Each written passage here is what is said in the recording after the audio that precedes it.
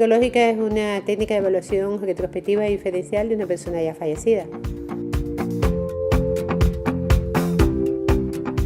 Es importante solicitarla dentro de la investigación criminal cuando tenemos una muerte dudosa donde no están todos los elementos para decidir si es un suicidio, es un homicidio, es un accidente.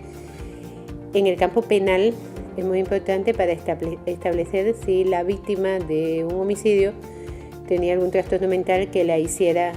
carente de facultad de comprender la clase de su acción y dirigir su conducta, lo cual pudiera ser tipificado penalmente por los tribunales como un estado de indefensión y a partir de ahí tipificar el delito de homicidio calificado o agravado o asesinato, es decir, modificar de homicidio simple a homicidio calificado.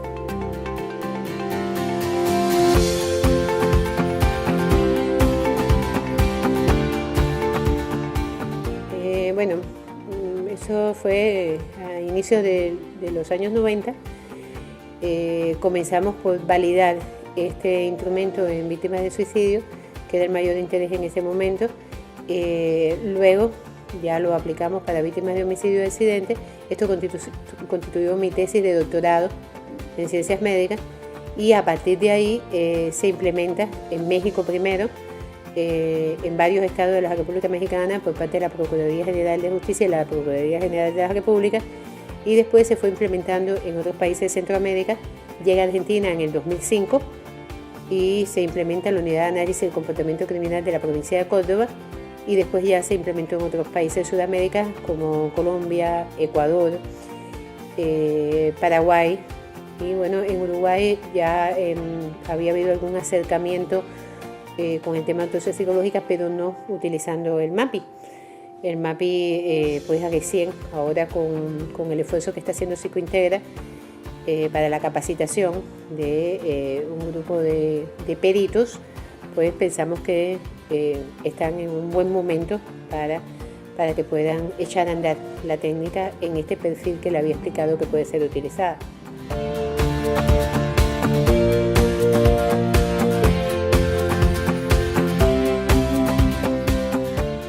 No es exactamente que sea indispensable, pero sí es muy importante. A veces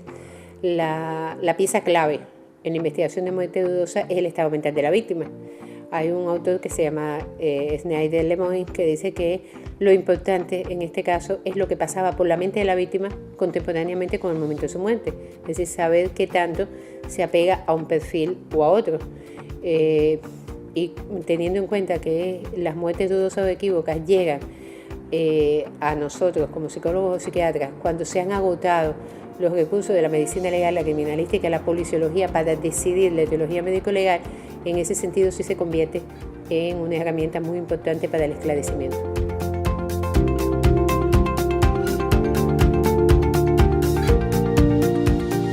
Bueno, en el primer punto tocante al esclarecimiento de los homicidios, pienso que la primera cosa es que en la medida que quedan muchos crímenes sin esclarecer, se puede tener un sentimiento de inseguridad ciudadana, es decir, de que te matan y no pasa nada. Entonces, en ese sentido pienso que sería muy importante poder implementar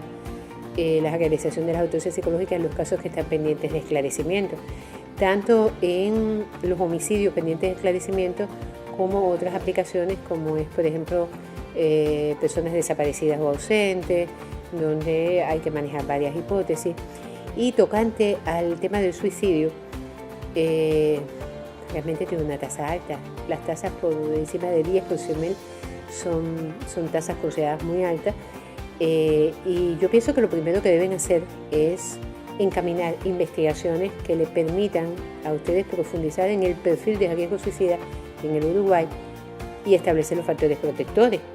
Y bueno, para eso, por supuesto, el primer paso es capacitar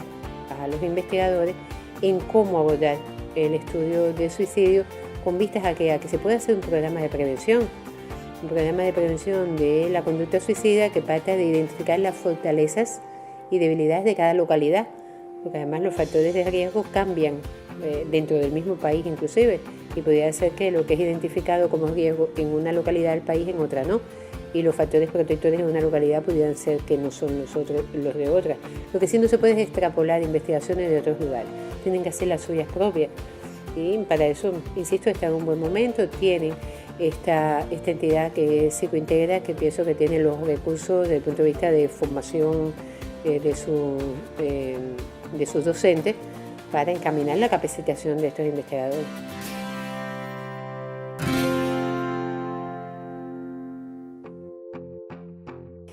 Es que eso depende de lo otro, que es a que sí le decía.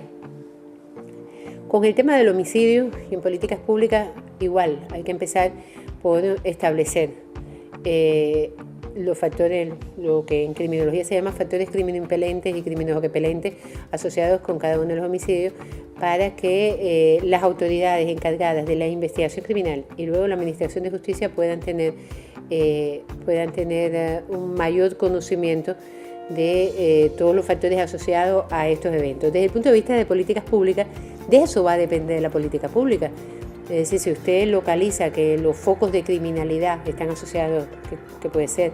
a determinadas subculturas, a localidades donde, qué sé yo, falta la iluminación, no sé qué, hay que mejorar el empleo, no hay fuentes de recreación, bueno, esas serían las recomendaciones para los decisores de políticas públicas. Igual, en el caso del suicidio, habría que ver cuáles son los grupos más vulnerables, los grupos de edades, estratos sociales, y establecer intervención en esos grupos, en esas familias, porque casi siempre después que ocurre un suicidio quedan otras personas susceptibles de cometer suicidio, y la identificación temprana puede lograr la prevención de que se repita la conducta.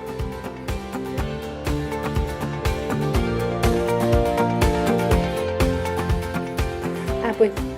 muy cómoda me sentí con ellos, muy productiva con el intercambio. A mí no me gustan las actividades académicas